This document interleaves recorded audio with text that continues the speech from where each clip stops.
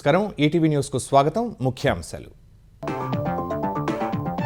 పోలవరం పూర్తికి సహకరించాలని కేంద్రానికి చంద్రబాబు విజ్ఞప్తి 2011లో ఇచ్చిన స్టాప్ వర్క్ ఉత్తర్వులు ఉపసంహరించాలని అభ్యర్థన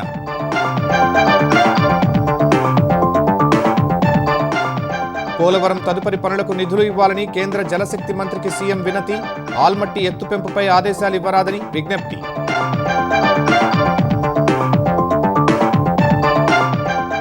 అమరావతిలో నిర్మించే ఇంటిగ్రేటెడ్ సిటీ దేశానికే ఆదర్శంగా నిలుస్తుందన్న లోకేష్ ఎకనామిక్ రీజియన్ గా అభివృద్ధి చేస్తామని వెల్లడి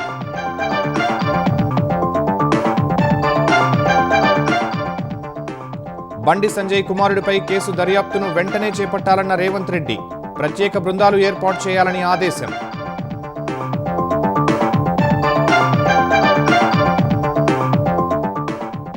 తెలంగాణ అభివృద్ధి కోసం కేంద్రం సహకరించాల్సిందేనన్న రేవంత్ బీఆర్ఎస్ హయాంలో నిధులు అడగనందునే వెనుకబడ్డామని స్పష్టీకరణ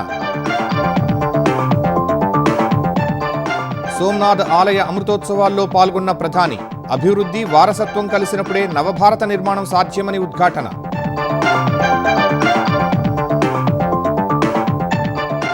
పశ్చిమ బెంగాల్ మంత్రివర్గం తొలి భేటీలోనే కీలక నిర్ణయం భారత్ బంగ్లాదేశ్ సరిహద్దుల్లో కంచె నిర్మాణానికి భూమి బదలాయిస్తూ తీర్మానం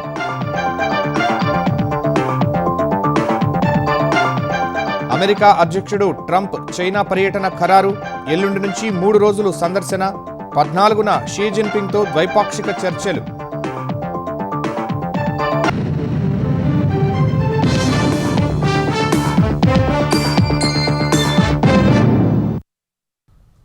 పోలవరం ప్రాజెక్టును త్వరగా పూర్తి చేసేందుకు అవసరమైన నిధులు వెంటనే విడుదల చేయాలని కేంద్రాన్ని ముఖ్యమంత్రి చంద్రబాబు కోరారు. పోలవరం నల్లమల సాగర్ ప్రాజెక్టుకు సహకారం అందించాలని విజ్ఞప్తి చేశారు.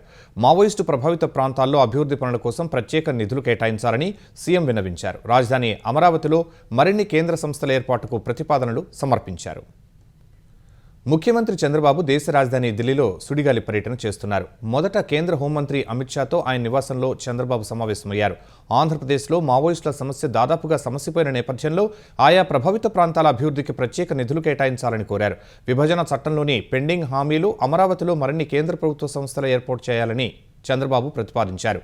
గత 5 ఏళ్లలో రాష్ట్రానికి రావాల్సిన బకాయిలను తక్షణమే విడుదల చేయాలని కోరారు. కోఆపరేటివ్ శాఖ నుంచి రాష్ట్రానికి సహకారం అందించాలని అమిత్ షాను విజ్ఞప్తి చేశారు. అమరావతి పురోగతిని వివరించి నిధుల సహకారం పెంచాలని అమిత్ షాకు చంద్రబాబు విజ్ఞప్తి చేశారు. కేంద్ర జలశక్తి శాఖ మంత్రి సిఆర్ పాటిల్తోనూ ముఖ్యమంత్రి సమావేశమయ్యారు. పోలవరం ప్రాజెక్టు తొలిదశలో 41.15 మీటర్ల మేర నీటిని నిల్వ చేసేందుకు అవసరమైన నిర్మాణాలను పూర్తి చేయాలని కేంద్ర మంత్రిని చంద్రబాబు కోరారు.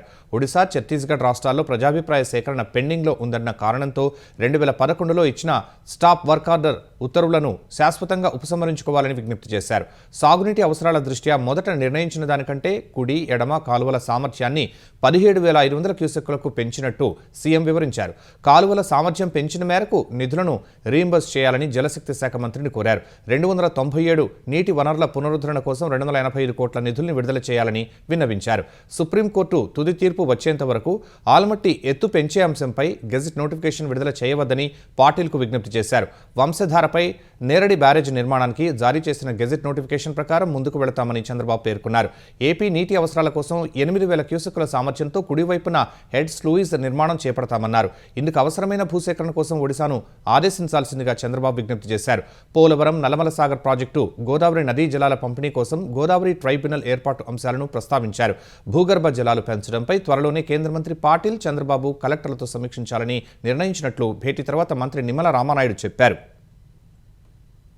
టీపీఏ సిడబ్ల్యూసి నిర్దేశించినటువంటి కాలం 2027 జూన్ కల్లా పోలవరాన్ని పూర్తి చేస్తామనే విషయాన్ని కూడా ముఖ్యమంత్రి గారు కూడా జలశక్తి మంత్రి గారితో కూడా మాట్లాడడం జరిగింది. మైనర్ ఇరిగేషన్ అనేది చాలా చాలా ఇంపార్టెంట్ కాబట్టి దానికి సంబంధించినటువంటి నిధులు మరి ఆంధ్రప్రదేశ్ రాష్ట్రానికి అందివ్వాల్సింది కూడా ఈరోజు ముఖ్యమంత్రి గారు కోరడం జరిగిందని చెప్పి తెలియజేస్తూ ఉన్నాం. అనాలిసిస్ సిస్టము కాకుండా మరి ఏదైతే పైప్ లైన్ సిస్టమ్ ద్వారా వాటర్ని ఇవ్వాలనేటువంటిది ఒక మోడల్ ప్రాజెక్ట్ని కూడా మన విజయనగరం జిల్లాలో ప్రారంభించండి అని ఏదైతే కేంద్ర మంత్రివర్యులు చెప్పారో దానికి కూడా ముఖ్యమంత్రి గారు కూడా స్పందించి ఏదైతే ఆ మోడల్ ప్రాజెక్ట్ని కూడా ఇమ్మీడియట్లీ చేపడతాము అని కూడా ఈరోజు మాట్లాడడం జరిగిందని చెప్పి కూడా సందర్భంగా తెలియజేసుకుంటూ రేపు భవిష్యత్తులో గోదావరి టు కావేరి కూడా మరి అనుసంధానం చేసేటువంటి ప్రక్రియకి ఏవైతే మార్గాలు ఉంటాయో వాటినన్నింటినీ కూడా ఐడెంటిఫై చేసి ఒక యాక్షన్ ప్లాన్ కూడా మనం తీసుకోవాలనేటువంటి ఆలోచన కూడా మరి ఈరోజు మరి డిస్కషన్ చేయడం కూడా జరిగిందని చెప్పి ద్వారా తెలియజేస్తున్నాం. ఆంధ్రప్రదేశ్ ఆర్థిక పరిస్థితిని మెరుగుపరిచే దిశగా ప్రధానమంత్రి ఆర్థిక సలహాదారు మహేంద్ర దేవ్తోనూ ముఖ్యమంత్రి చంద్రబాబు చర్చలు జరపనున్నారు. కేంద్రం నుంచి అందాల్సిన ఆర్థిక సహకారంపై సుదీర్ఘంగా చర్చించనున్నారు. నీతి ఆయోగ్కు కొత్తగా ఎన్నికైన సభ్యులు రాజీవ్ గాబా, కేవీ రాజు, బాలసుబ్రహ్మణ్యం ముఖ్యమంత్రితో మర్యాదపూర్వకంగా సమావేశం కానున్నారు. ఆదివారం జరిగిన ప్రభుత్వ కార్యక్రమంలో తాను అడిగిన అంశాలకు ప్రధాని మోదీ అంగీకరించినట్లు ముఖ్యమంత్రి రేవంత్ రెడ్డి చెప్పారు. కేంద్ర ప్రభుత్వాన్ని పరిగణలోకి తీసుకోక తప్పదని వెల్లడించారు. గత 10 ఏళ్లలో కేసీఆర్ ప్రభుత్వం కేంద్రాన్ని ఏమీ అడగలేదని, తాము అలా చేయటం లేదన్నారు. రీజనల్ రింగ్ రోడ్డు ప్రాజెక్టుకు కేంద్రం 50% నిధులు ఇవ్వాలని డిమాండ్ చేశారు. నిన్న ప్రధాని చేసిన వ్యాఖ్యలను అందరూ తప్పుగా అర్థం చేసుకున్నారని, బీజేపీని ఓడించి తాను సీఎం అయినట్లు రేవంత్ గుర్తు చేశారు. తెలంగాణ రాష్ట్రాన్ని ముందుకు తీసుకువెడతారని మోదీ అన్నారని, తనని కాదని స్పష్టం చేశారు. రాష్ట్ర అభివృద్ధి, కేంద్ర ప్రభుత్వ సమన్వయంపైనే తాము చర్చించామని సీఎం తెలిపారు. రాష్ట్రానికి కేంద్రం సహకరించాల్సిందేనని తేల్చి చెప్పిన రేవంత్ అది హక్కు అని, దానిని సాధించుకుంటామని చెప్పారు. కాంగ్రెస్ను విమర్శిస్తే తనను విమర్శించినట్లేనని సీఎం వెల్లడించారు. కేంద్రం నుంచి తమకు ఆశించిన మేరకు సహకారం అందటం లేదని ఆరోపించారు. అధికారిక కార్యక్రమంలో రాజకీయ అంశాలకు తావు లేదని సీఎం రేవంత్ రెడ్డి స్పష్టం చేశారు. తెలంగాణలో కమలం వికసించే అవకాశమే లేదని పీసీసీ అధ్యక్షుడు మహేష్ కుమార్ గౌడ్ జోస్యం చెప్పారు. సికింద్రాబాద్ పరేడ్ గ్రౌండ్లో జరిగిన బహిరంగ సభలో ప్రధాని మోదీ చేసిన వ్యాఖ్యలను ఆయన తప్పుబట్టారు. మోదీ దేశానికి ప్రధానిలా కాకుండా బీజేపీకి ప్రధానిగా వచ్చినట్లు మాట్లాడారని విమర్శించారు. అన్ని రాష్ట్రాలకు సమాన నిధులు ఇవ్వాల్సిన బాధ్యత కేంద్రంపై ఉందన్నారు. పశ్చిమ బెంగాల్లో సెక్యులర్ ఓట్లు తొలగించి బీజేపీ అధికారంలోకి వచ్చిందని మహేష్ కుమార్ గౌడ్ ఆరోపించారు. తెలంగాణలో కాంగ్రెస్ మరోసారి అధికారంలోకి రావడం ఖాయమని విశ్వాసం వ్యక్తం చేశారు. ఈ రాష్ట్రాన్ని అన్ని రకాలుగా ఆదుకోవాల్సినటువంటి ప్రధానమంత్రి గారు కేవలం రాజకీయాలు మాట్లాడి ఈ రాష్ట్రంలో మేమే వస్తామనే మాట చెప్పడం వారు బీజేపీ పార్టీ కొరకే వచ్చినట్టుగా కనబడతా ఉంది. ప్రధానమంత్రి హోదాలో రాష్ట్రానికి ఇవ్వాల్సినటువంటి అభివృద్ధి గురించి మాట్లాడుంటే సంతోషించే వాళ్ళం. ఈ రాష్ట్రంలో బీజేపీ పార్టీ మొలకెత్తే సమస్య లేదు. ఇది కాంగ్రెస్ పార్టీ అనుకూల రాష్ట్రం. ఇవాళ రాష్ట్రంలో ఉంది కాంగ్రెస్ పార్టీ, కాంగ్రెస్ ముఖ్యమంత్రి రేవంత్ రెడ్డి గారు. వారి నేతృత్వంలో ఒకవైపు అభివృద్ధి, ఒకవైపు సంక్షేమం పుష్కలంగా అందుతున్న తరుణంలో ప్రజలు ఇంకో దిక్కు చూసే పరిస్థితే లేదు. ఈ రాష్ట్రంలో 28లో జరిగినా 29లో జరిగినా కాంగ్రెస్ పార్టీ ఇస్తున్న సంక్షేమం, అభివృద్ధి ఫలాలు అందుతున్నాయి. కాబట్టి పరిపూర్ణమైన మెజారిటీతో మళ్ళీ తిరిగి అధికారంలోకి వస్తాం. కేంద్ర హోంశాఖ సహాయ మంత్రి బండి సంజయ్ కుమారుడు బండి భగీరథపై నమోదైన పోక్సో కేసులో వెంటనే దర్యాప్తు చేపట్టాలని ముఖ్యమంత్రి రేవంత్ రెడ్డి ఆదేశించారు. ఈ నెల 8నే ఫిర్యాదు వస్తే ఇప్పటివరకు ఎందుకు చర్యలు తీసుకోలేదని CM Revanth Reddy Telangana DGP CV ఆనంద్ను ప్రశ్నించారు. కేసు వివరాలను సీఎం రేవంత్ రెడ్డికి డీజీపీ వివరించారు. ప్రధాని నరేంద్ర మోదీ హైదరాబాద్ పర్యటన ఏర్పాట్లలో సిబ్బంది బిజీగా ఉన్నందునే విచారణ చేపట్టలేదని సీఎంకు వివరణ ఇచ్చారు. వెంటనే విచారణ చేపట్టాలని డీజీపీ ఆనంద్ను రేవంత్ రెడ్డి ఆదేశించారు. సమగ్ర విచారణకు ప్రత్యేక బృందాలు ఏర్పాటు చేయాలని సూచించారు. తెలంగాణలో శాంతి భద్రతలు పూర్తిగా క్షీణించాయని మాజీ మంత్రి శ్రీనివాస్ గౌడ్ ఆరోపించారు. కేంద్ర మంత్రి బండి సంజయ్ కుమారుడు ఒక అమ్మాయి జీవితంతో చెలగాటం ఆడాడని ధ్వజమెత్తారు. బాధిత యువతికి న్యాయం చేయాలని శ్రీనివాస్ గౌడ్ మహబూబ్నగర్లో డిమాండ్ చేశారు. బండి సంజయ్ గారు మంత్రిగా ఉన్నారు. కొడుకును అదుపులో పెట్టుకోవాలి, క్రమశిక్షణతో పెంచాలి, తప్పు చేస్తే దండించాలి.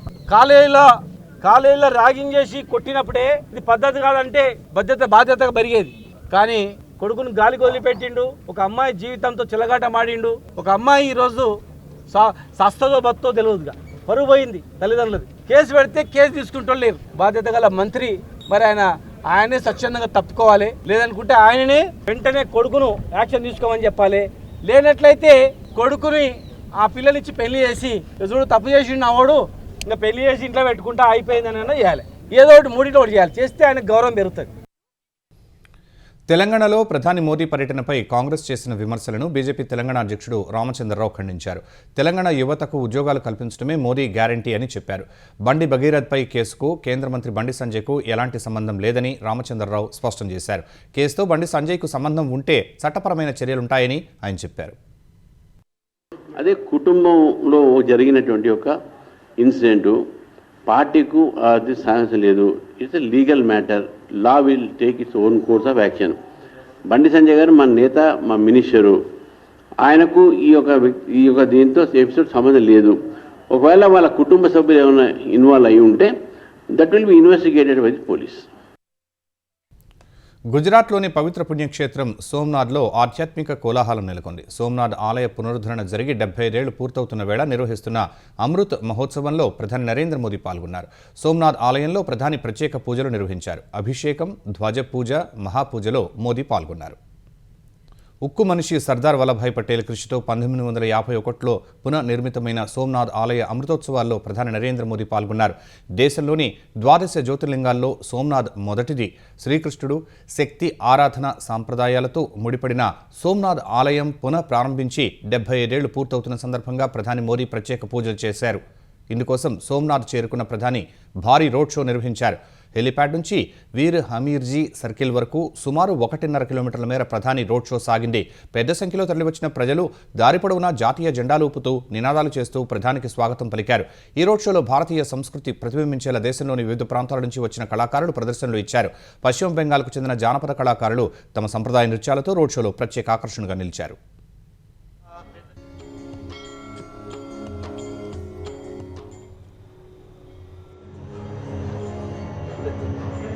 प्रपद्यामि सद्यो जाताय वै नमो नमः. भवे भवेनाति भवे भवस्मान् भवोद्भवाय नमः. वामदेवाय नमो ज्येष्ठाय नमः. श्री मनः शिवसङ्कल्पमस्तु. लोकदेकोपयो दिव्यन्तरिक्षे पयोधा आचमनीयं समर्पयामि. दधिष्णानं स्वस्य वादिनः सुरभिनो मुखाकर्पण आयुगुफितारिखत शम्भ सदाशिवाय महारुद्राय नमः. दधिष्णानं समर्पयामि. ओं मधुवातारितायते मधुक्षरन्ति सिन्धवः. योनिरिञ्चात्रायुधं त्रिजन्म पापसंहारम् एकबिल्वं शिवार्पणं. ऊर्जो देवता चन्द्रमा देवता पुष्टिवर्धनं ఆధ్యాత్మిక కార్యక్రమాల తర్వాత సద్భావన మైదానంలో ఏర్పాటు చేసిన భారీ బహిరంగ సభలో సోమ్నాథ్ ఆలయం పునర్నిర్మించి 75 ఏళ్లు పూర్తయినందుకు గుర్తుగా ప్రత్యేక పోస్టల్ స్టాంపును మోదీ విడుదల చేశారు. 75 రూపాయల స్మారక నాణ్యాన్ని కూడా ప్రధాని విడుదల చేశారు. ఈ వేడుకల్లో భాగంగా భారత వాయుసేనకు చెందిన సూర్యకిరణ్ టీం నిర్వహించిన సాహసోపేతమైన విన్యాసాలు అబ్బురపరిచాయి. 1951లో భారత తొలి రాష్ట్రపతి డాక్టర్ రాజేంద్ర ప్రసాద్ పునర్నిర్మిత సోమ్నాథ్ ఆలయాన్ని ప్రారంభించారు. ఆ చారిత్రక ఘట్టానికి 75 ఏళ్లు పూర్తయిన వేళ అమృత్ మహోత్సవాన్ని నిర్వహిస్తున్నారు. అనంతరం సద్భావన్ మైదానంలో నిర్వహించిన బహిరంగ సభలో మాట్లాడిన ప్రధాని నరేంద్ర మోదీ ఏ దేశమైనా తన మూలాలతో అనుసంధానమై ఉన్నప్పుడే బలంగా ఉంటుందని అన్నారు. సోమ్నాథ్ ఆలయం ఇదే పాఠాన్ని నేర్పుతుందని చెప్పారు. ఎన్ని దాడులు జరిగినా సోమ్నాథ్ మళ్లీ ప్రాణం పోసుకుందని, అది దేశ అజేయమైన సంకల్పానికి నిదర్శనమని పేర్కొన్నారు. అభివృద్ధి, వారసత్వం రెండూ కలిసినప్పుడే నవభారత నిర్మాణం సాధ్యమవుతుందని ఉద్ఘాటించారు. భూమిపై ఉన్న ఏ శక్తి కూడా భారత్ను తలవంచేలా చేయలేదని పేర్కొన్నారు. 1998లో అంతర్జాతీయంగా తీవ్రమైన ఆంక్షలు ఎదురైనా దేశమే ప్రథమం అని భారత్ అణు పరీక్షలు నిర్వహించిందని ప్రధాని మోదీ గుర్తు చేశారు. 11 मई को पहले 3 परमाणु परीक्षण किए. हमारे वैज्ञानिकों ने भारत के सामर्थ्य को, भारत की क्षमता को वैज्ञानिकों ने दुनिया के सामने रखा. अनेक प्रकार के बंधन लग गए, लेकिन 13 मई को फिर 2 और परमाणु परीक्षण हुए. उससे दुनिया को पता चला था कि भारत की राजनीतिक इच्छा शक्ति कितनी अटल है. उस समय पूरी दुनिया का दबाव भारत पर था, लेकिन अटल जी के नेतृत्व में बीजेपी सरकार ने दिखाया था कि हमारे लिए राष्ट्र प्रथम है. दुनिया की कोई ताकत भारत को झुका नहीं सकती, दबाव में नहीं ला सकती. సింగపూర్లోని పుంగోల్ జిల్లా తరహాలో అమరావతిలో నిర్మించనున్న ఇంటిగ్రేటెడ్ టౌన్షిప్ భారతదేశానికే ఒక మోడల్గా నిలుస్తుందని ఆంధ్రప్రదేశ్ ఐటీ శాఖ మంత్రి లోకేష్ వెల్లడించారు. ఇందుకు ప్రపంచ బ్యాంకు నుంచి మద్దతు తీసుకోవడం సహా విధి విధానాలను వేగంగా ఖరారు చేయాలని సింగపూర్ బృందాన్ని కోరారు. మంత్రి లోకేష్ నేతృత్వంలోని ప్రతినిధి బృందం సింగపూర్ వాణిజ్య పరిశ్రమల మంత్రిత్వ శాఖ joint implementation steering committee JISC ప్రతినిధులతో సమావేశమైంది. ఏపీలో integrated model township, Amaravati economic region, real time governance పై గత నవంబర్ డిసెంబర్లో సింగపూర్ ప్రభుత్వంతో ఆంధ్రప్రదేశ్ ఎంఓయూ చేసుకుంది. ఎంఓయూ పురోగతిపై సమీక్షించేందుకు జాయింట్ ఇంప్లిమెంటేషన్ స్టీరింగ్ కమిటీ జేఐఎస్సీని ఏర్పాటు చేశారు. జేఐఎస్సీ మద్దతుతో అమరావతి ఎకనామిక్ రీజియన్ను అభివృద్ధి చేస్తామని లోకేష్ తెలిపారు. అమరావతికి చట్టబద్ధత ఉందన్న లోకేష్ ఫలితంగా ఇన్వెస్టర్లలో విశ్వాసం పెరుగుతుందని చెప్పారు. సింగపూర్ తరహాలో ఏపీ కూడా గ్లోబల్ ఎంఐసిఈ గమ్యస్థానంగా మారాలని లక్ష్యంగా పెట్టుకుందన్నారు. ఇందుకోసం సింగపూర్ సన్టెక్ సిటీని అధ్యయనం చేస్తామని చెప్పారు. ఏపీలో పెట్టుబడి పెట్టడానికి సుముఖత వ్యక్తం చేస్తున్న కంపెనీలకు సానుకూల వాతావరణం ఏర్పాటు చేస్తామని లోకేష్ హామీ ఇచ్చారు. కృష్ణా జిల్లా కంకిపాడు, ఆత్కూర్లలో నూతనంగా నిర్మించిన పోలీస్ స్టేషన్లను ఆంధ్రప్రదేశ్ హోంశాఖ మంత్రి అనిత ప్రారంభించారు. తొలుత కంకిపాడులో పోలీస్ స్టేషన్ భవనంతో పాటు సర్కిల్ కార్యాలయాన్ని మంత్రి ప్రారంభించారు. తరువాత ఉంగుటూరు మండలం ఆత్కూరులో 1,40,00,000 రూపాయలతో నిర్మించిన పోలీస్ స్టేషన్ను మంత్రి కొల్లు రవీంద్రతో కలిసి అనిత ప్రారంభించారు. 8 ఏళ్ల తర్వాత ఎటకేలకు పోలీస్ స్టేషన్ నూతన భవనం ప్రారంభోత్సవానికి నోచుకుందని మంత్రి అనిత వ్యాఖ్యానించారు. మొత్తం రాష్ట్రం మొత్తం వైఎస్ఆర్సీపీ టీడీపీ వర్సెస్ ఉన్నప్పటికీ కూడా ఒక గన్నవరం దగ్గరకు వచ్చేసరికి రాష్ట్రం మొత్తం కూడా తెలుగుదేశం పార్టీ గెలాలి అని కసితో పనిచేసిన కాన్స్టిట్యున్సీ ఏదైనా ఉందంటే అది గన్నవరం కాన్స్టిట్యున్సీ. అటువంటి గన్నవరం కాన్స్టిట్యున్సీలో మన తెలుగుదేశం పార్టీ గౌరవాన్ని నిలబెట్టేటట్టుగా ఈరోజు ఎమ్మెల్యేని మీరు గెలిపించుకోవడం, అదేవిధంగా అదే గౌరవాన్ని నిలబెట్టుకునేటట్టుగా ఈరోజు ఆ కార్యక్రమాలన్నీ కూడా మీ ఎమ్మెల్యే గారు చేయటం నిజంగా ఒక అదృష్టం కింద భావించాలి. పెద్ద దస్తగిరి హత్య కేసులో నిందితుడైన వైసీపీ నేత మాజీ డిప్యూటీ మేయర్ బండి నిత్యానందరెడ్డి జిల్లా ఎస్పీ ఎదుట లొంగిపోయారు. న్యాయవాదితో కలిసి కడప జిల్లా ఎస్పీ కార్యాలయానికి వెళ్లి నిత్యానందరెడ్డి లొంగిపోయారు. అనంతరం పోలీసులు ఆయన్ని మరో చోటికి తరలించారు. నిత్యానందరెడ్డి మొదట కోర్టులో లొంగిపోతారనే సమాచారంతో న్యాయస్థానం ప్రాంగణంలో పోలీసులు భారీగా మోహరించారు. ఏప్రిల్ 6న జరిగిన పెద్ద దస్తగిరి దారుణ హత్య వెనుక నిత్యానందరెడ్డి ఉన్నారని ఆరోపణలు వచ్చాయి. భూ వ్యవహారాల్లో వచ్చిన విభేదాలతో హత్య జరిగిందని ఆరోపణలు వెల్లువెత్తాయి. కేసు నమోదు చేసిన పోలీసులు ఇప్పటికే 11 మందిని అరెస్టు చేశారు. పెద్ద దస్తగిరి హత్య కేసులో A13గా నిత్యానందరెడ్డి కోసం గాలిస్తున్నారు. ఇప్పుడు ఆయనే వచ్చి ఎస్పీ ఎదుట లొంగిపోయారు. ప్రజాపాలన ప్రగతి ప్రణాళికలో భాగంగా తెలంగాణ ప్రభుత్వం నేటి నుంచి విద్యా వారోత్సవాలను నిర్వహించనుంది. ఈ సాయంత్రం 6 గంటలకు హైదరాబాద్లోని ఎల్బీ స్టేడియం వేదికగా సీఎం రేవంత్ రెడ్డి విద్యా వారోత్సవాలను ప్రారంభించనున్నారు. ప్రభుత్వ పాఠశాలల బలోపేతం, విద్యా ప్రమాణాలను మెరుగుపరచడమే లక్ష్యంగా ఈ వారోత్సవాలను నిర్వహించనున్నారు. ఈ నెల 17 వరకు జరిగే ఈ విద్యా వారోత్సవాల్లో విద్యార్థులు, వారి తల్లిదండ్రులు, ఉపాధ్యాయులు, స్థానిక నాయకులను భాగస్వాములను చేయనున్నారు. విద్యారంగం బలోపేతానికి ప్రభుత్వం తీసుకుంటున్న చర్యలను ప్రజల్లోకి తీసుకువెళ్లడం, పాఠశాలల్లో మౌలిక సదుపాయాల కల్పనపై ప్రత్యేక దృష్టి సారించనున్నారు.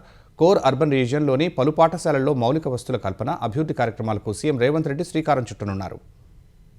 మెదక్ జిల్లా హవేలీ ఘనపూర్లో ధాన్యం కొనుగోలు కేంద్రానికి లారీలను పంపించాలని డిమాండ్ చేస్తూ మెదక్ బోధన్ రహదారిపై రైతులు ధర్నా చేశారు. ట్రాక్టర్, ధాన్యం బస్తాలను అడ్డుగా పెట్టి నిరసన తెలిపారు. హవేలీ ఘన్పూర్ ఎంఆర్ఓ సింధు రేణుక ఘటనా స్థలానికి చేరుకుని రైతులతో మాట్లాడారు. తూకం వేసిన ధాన్యం బస్తాలు వారాల తరబడి కొనుగోలు కేంద్రాల్లోనే ఉంటున్నాయని, లోడ్ చేసుకునేందుకు లారీలు రావటం లేదని రైతులు వివరించారు. లారీలు పంపిస్తామని ఎంఆర్ఓ నచ్చజెప్పడంతో రైతులు ధర్నా విరమించారు. ధర్నా కారణంగా అరగంట పాటు రహదారిపై ట్రాఫిక్ స్తంభించింది. మహబూబ్ నగర్లో జరిగిన రోడ్డు ప్రమాదంలో 5 ప్రాణాలు కోల్పోయారు. మరో 3కి గాయాలు కాగా వారిలో చిన్నారి పరిస్థితి విషమంగా ఉందని తెలుస్తోంది. మహబూబ్ నగర్ బైపాస్ రహదారిలో పాలకొండ చౌరస్తా వద్ద యూటర్న్ తీసుకుంటున్న కారును స్పోర్ట్స్ బైక్ అతివేగంగా వచ్చి ఢీకొట్టింది. ఈ ఘటనలో ద్విచక్ర వాహనంపై ఉన్న హైదరాబాద్కు చెందిన 25 ఏళ్ల యాకూబ్ అఫ్జల్, మరొక వ్యక్తి మృతి చెందారు. కారులో ఉన్న 30 ఏళ్ల అర్షియా బేగం, 7 ఏళ్ల ఉజేపా, 2 ఏళ్ల అమర్ అక్కడికక్కడే మృతి చెందారు. రేష్మా బేగం మరో 2కి తీవ్ర గాయాలు కావడంతో సమీపంలోని ఎస్వీఎస్ ఆసుపత్రికి తరలించారు. దాదాపు 140 కిలోమీటర్ల వేగంతో వచ్చిన బైక్ అదుపు తప్పి కారును ఢీకొట్టినట్లు తెలుస్తోంది. హైదరాబాద్కు చెందిన 12 మంది స్పోర్ట్స్ బైక్లపై మహబూబ్ నగర్లో ఒక వివాహానికి హాజరై తిరిగి వెళ్లే క్రమంలో ప్రమాదం జరిగినట్లు పోలీసులు ప్రాథమికంగా గుర్తించారు. భారత్ బంగ్లాదేశ్ సరిహద్దుల మధ్య కంచె నిర్మిస్తామన్న ఎన్నికల హామీ మేరకు పశ్చిమ బెంగాల్లో ఏర్పాటైన బీజేపీ సర్కార్ చర్యలు చేపట్టింది. ఈ మేరకు ఇరు దేశాల మధ్య కంచె నిర్మాణానికి అవసరమైన భూమిని భారత సరిహద్దు దళం బీఎస్ఎఫ్కు బదిలీ చేస్తూ పశ్చిమ బెంగాల్ నూతన ప్రభుత్వం కీలక నిర్ణయం తీసుకుంది. ఈ భూమిని 45 రోజుల్లో కేంద్ర హోంమంత్రిత్వ శాఖకు అప్పగించే ప్రక్రియ పూర్తి చేయాలని బెంగాల్ ముఖ్యమంత్రి సువేందు అధికారి అధ్యక్షతన జరిగిన తొలి మంత్రివర్గ సమావేశంలో నిర్ణయం తీసుకున్నారు. ఇదే సమయంలో కేంద్ర ప్రభుత్వ పథకం ఆయుష్మాన్ భారత్ను బెంగాల్లో తక్షణమే అమలు చేయాలని నిర్ణయించారు. కేంద్రంతో సమన్వయం చేసుకుని త్వరలోనే బెంగాల్ ప్రజలందరికీ ఉచిత వైద్య సేవలు అందిస్తామని సీఎం సువేందు అధికారి హామీ ఇచ్చారు. పాఠశాల ఉద్యోగాలకు దరఖాస్తు చేసుకునే అభ్యర్థుల గరిష్ట వయోపరిమితిని 5 ఏళ్లు పెంచుతున్నట్లు వివరించారు. కొన్ని నెలలుగా బెంగాల్లో పెండింగ్లో ఉన్న జనగణన ప్రక్రియను నేటి నుంచి ప్రారంభిస్తున్నట్లు చెప్పారు. గత ప్రభుత్వం నిలిపివేసిన కొత్త క్రిమినల్ చట్టాలను బెంగాల్లో అమలు చేయాలని నిర్ణయం తీసుకున్నట్లు సువేందు అధికారి తెలిపారు. పశ్చిమ బెంగాల్ ముఖ్యమంత్రి సువేందు అధికారి అనుచరుడు చంద్రనాథ్ రథ్ హత్య కేసులో పోలీసులు పురోగతి సాధించారు. ఉత్తరప్రదేశ్లో 3 నిందితులను ప్రత్యేక దర్యాప్తు బృందం అదుపులోకి తీసుకుంది. పశ్చిమ బెంగాల్ అసెంబ్లీ ఎన్నికల ఫలితాలు వెలువడిన 2 రోజులకే మధ్యం గ్రామ్ క్రాసింగ్ సమీపంలో చంద్రనాథ్ రథ్ కారును అడ్డగించిన దుండగులు కాల్పులు జరిపి పరారయ్యారు. చంద్రనాథ్ అక్కడికక్కడే చనిపోయారు. పక్కా ప్రణాళికతో నిందితులు బెంగాల్ వెలుపల నుంచి వచ్చినట్లు కేసు దర్యాప్తులో పోలీసులు గుర్తించారు. 2 బృందాలుగా విడిపోయి ఉత్తరప్రదేశ్, బీహార్లో గాలింపు చేపట్టారు. ఈ క్రమంలో యూపీలోని బాలి టోల్ ప్లాజా వద్ద నిందితులు ప్రయాణిస్తున్న కారు టోల్ ఫీజును యూపీఐ ద్వారా చెల్లించడమే పోలీసులకు కీలక ఆధారంగా మారింది. ఆ డిజిటల్ చెల్లింపు ఆధారంగా మొబైల్ నంబర్ను సేకరించిన అధికారులు టెక్నికల్ సర్వైలెన్స్ ద్వారా నిందితుల కదలికలను ట్రాక్ చేశారు. ఆదివారం రాత్రి 3 అరెస్ట్ చేసిన పోలీసులు ట్రాన్సిట్ రిమాండ్ ద్వారా పశ్చిమ బెంగాల్కు తరలించారు. ఈ 3లో బీహార్ బక్సర్ జిల్లాకు చెందిన విశాల్ శ్రీవాస్తవ, యూపీకి చెందిన మరో 2 వ్యక్తులు ఉన్నారు. ఈ హత్య వెనుక కనీసం 8 మంది ప్రమేయం ఉందని పోలీసులు భావిస్తున్నారు. పరారీలో ఉన్న మిగిలిన నిందితుల కోసం సిట్ బృందాలు పశ్చిమ బెంగాల్, బీహార్, యూపీలో ముమ్మరంగా గాలిస్తున్నాయి. తమిళనాడులో కొత్త శాసనసభ కొలువుదీరింది. అసెంబ్లీ ఎన్నికల్లో గెలిచిన ఎమ్మెల్యేలు ప్రమాణ స్వీకారం చేశారు. తమిళనాడు 17వ అసెంబ్లీ సమావేశాల తొలి రోజున ప్రోటెం స్పీకర్ ఎంవి కురుప్పయ్య కొత్త ఎమ్మెల్యేలతో ప్రమాణం చేయించారు. నూతనంగా ఎన్నికైన ఎమ్మెల్యేలు తమ ఎన్నికల ధృవీకరణ పత్రాలతో అసెంబ్లీ ప్రాంగణానికి చేరుకున్నారు. ఉదయం 9:30 సభ మొదలైంది. ముందుగా సీఎం విజయ్ ఎమ్మెల్యేగా ప్రమాణం చేశారు. విజయ్ కేబినెట్లో మంత్రి పదవి దక్కించుకున్న ఎన్ కీర్తన ఎమ్మెల్యేగా ప్రమాణ స్వీకారం చేయలేకపోయారు. ఎన్నికల ధృవీకరణ పత్రం వెంట తీసుకురానందున ఆమె ప్రమాణ స్వీకారం వాయిదా పడింది. ఆమె మినహా మిగతా మంత్రిమండలి సభ్యులు, ఇతర ఎమ్మెల్యేలు ప్రమాణ స్వీకారం చేశారు. మాజీ ముఖ్యమంత్రులు పళనిస్వామి, పన్నీర్ సెల్వం కూడా ఎమ్మెల్యేలుగా ప్రమాణ స్వీకారం చేశారు. తమిళనాడు అసెంబ్లీలో ప్రస్తుతం సభ్యుల సంఖ్య 233గా ఉంది. ముఖ్యమంత్రి విజయ్ తాను గెలిచిన 2వ స్థానమైన తిరుచి ఈస్ట్ను వదులుకున్నారు. ఇప్పుడు ఆ నియోజకవర్గానికి ఉప ఎన్నిక నిర్వహించాల్సి ఉంది. రేపు తమిళనాడు స్పీకర్, డిప్యూటీ స్పీకర్ ఎన్నిక జరగనుంది. తమిళనాడు ముఖ్యమంత్రిగా విజయ్ ప్రమాణ స్వీకారం చేసిన తర్వాత సినీ నటి త్రిష పెట్టిన ఓ పోస్ట్ తీవ్ర చర్చనీయాంశమైంది. విజయ్ ప్రమాణ స్వీకారం తర్వాత ఆమె ఇన్స్టాగ్రామ్లో కొన్ని ఫోటోలను పోస్ట్ చేశారు. ఈ ఫోటోలకు ప్రేమ ఎప్పుడూ గొప్పగానే వ్యక్తమవుతుంది అనే క్యాప్షన్ పెట్టారు. దానికి నీలిరంగు హార్ట్ ఎమోజీని జోడించారు. ప్రస్తుతం ఆమె పంచుకున్న ఫోటోలు వైరల్ అవుతున్నాయి. గత కొంతకాలంగా విజయ్, త్రిషల మధ్య ఉన్న అనుబంధంపై సామాజిక మాధ్యమాల్లో రకరకాల ఊహాగానాలు వినిపిస్తున్నాయి. విజయ్, త్రిష కలిసి నటించిన 5 సినిమాలు హిట్ అవ్వగా ఇద్దరి కెరీర్ను మలుపు తిప్పాయి.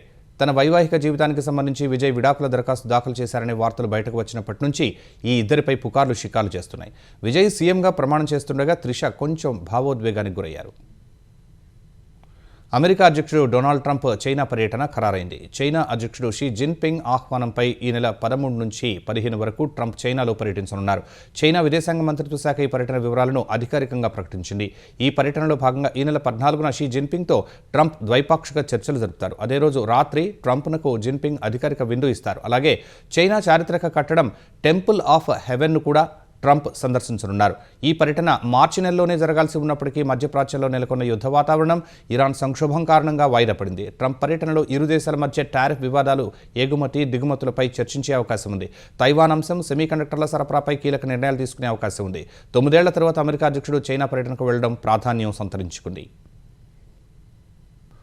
నేపాల్ త్రిభువన్ అంతర్జాతీయ విమానాశ్రయంలో తుర్కియే ఎయిర్లైన్స్కు చెందిన విమానానికి త్రుటిలో ప్రమాదం తప్పింది. ఇస్తాంబుల్ నుంచి వచ్చిన ఎయిర్బస్ 330 విమానం ల్యాండ్ అవుతుండగా కుడివైపు ఉన్న ల్యాండింగ్ గేర్ వద్ద మంటలు చెలరేగాయి. పెద్ద ఎత్తున పొగలు అలుముకున్నాయి. అప్రమత్తమైన పైలట్ జాగ్రత్తగా విమానాన్ని ల్యాండ్ చేశారు. ఎయిర్పోర్ట్లోని అగ్నిమాపక సిబ్బందికి సమాచారం ఇవ్వగా వెంటనే వారు అక్కడకు చేరుకుని మంటల్ని అదుపు చేశారు. ఇదే క్రమంలో ఎమర్జెన్సీ ఎగ్జిట్ నుంచి ప్రయాణికులను బయటకు పంపారు. ఈ ఘటన జరిగినప్పుడు విమానంలో మొత్తం 277 మంది ప్రయాణికులు ఉన్నారు. వారంతా సురక్షితంగానే ఉన్నట్టు అధికారులు తెలిపారు. ఈ ఘటనపై విచారణకు ఆదేశించారు. ముఖ్యాంశాలు మరోసారి. పోలవరం పూర్తికి సహకరించాలని కేంద్రానికి చంద్రబాబు విజ్ఞప్తి. 2011లో ఇచ్చిన స్టాప్ వర్క్ ఉత్తర్వులు ఉపసంహరించాలని అభ్యర్థన.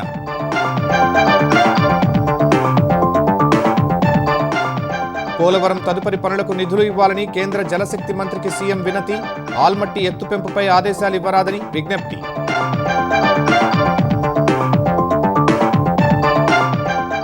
అమరావతిలో నిర్మించే ఇంటిగ్రేటెడ్ సిటీ దేశానికే ఆదర్శంగా నిలుస్తుందన్న లోకేష్. ఎకనామిక్ రీజియన్గా అభివృద్ధి చేస్తామని వెల్లడి.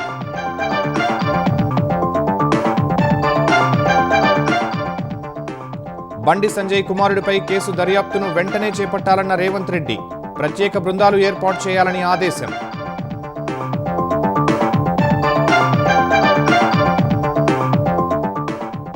తెలంగాణ అభివృద్ధి కోసం కేంద్రం సహకరించాల్సిందేనన్న రేవంత్. బీఆర్ఎస్ హయాంలో నిధులు అడగనందునే వెనుకబడ్డామని స్పష్టీకరణ. సోమనాథ్ ఆలయ అమృతోత్సవాల్లో పాల్గొన్న ప్రధాని. అభివృద్ధి వారసత్వం కలిసినప్పుడే నవభారత నిర్మాణం సాధ్యమని ఉద్ఘాటన.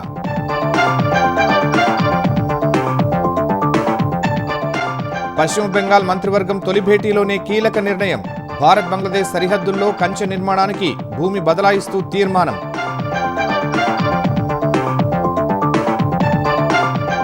అమెరికా అధ్యక్షుడు ట్రంప్ చైనా పర్యటన ఖరారు. ఎల్లుండి నుంచి 3 రోజులు సందర్శన. 14న షీ జిన్పింగ్తో ద్వైపాక్షిక చర్చలు.